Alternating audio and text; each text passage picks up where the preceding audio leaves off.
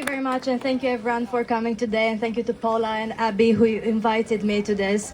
I believe that if more colleagues of mine were here and more MPs were here with you today and actually listened to some of the very good and very good speeches, like both the facts and both the lived experience, which is so important in this, they would listen more and actually take action. So like I hope more of my colleagues will actually engage, and definitely for me it's been like a learning experience as well to speak to some of you earlier today, and I'm happy to have conversations after as well.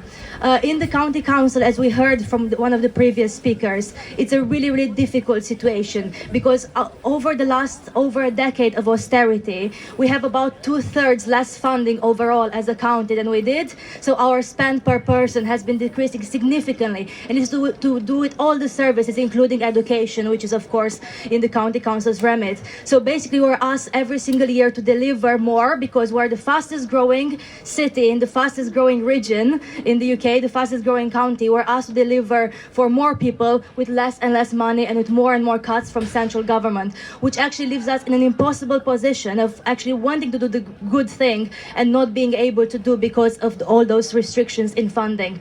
So I'm here today to express solidarity with you all, to put pressure as a councillor, myself as well as councillors can, on the central government to actually properly fund councils in general, especially our education.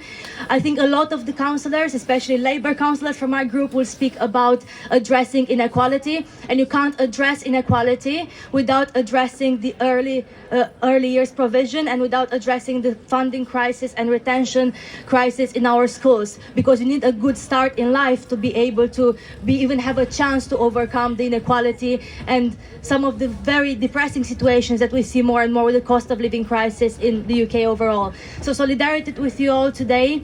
I think for me on a personal level, I grew up in Romania. I had free education.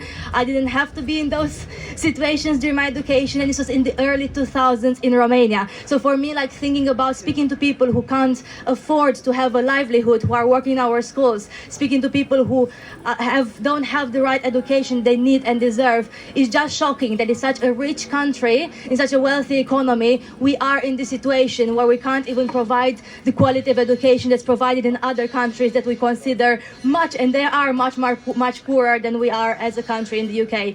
So solidarity with you all, and happy to have any further conversations with myself and other members of the County Council. Thank you.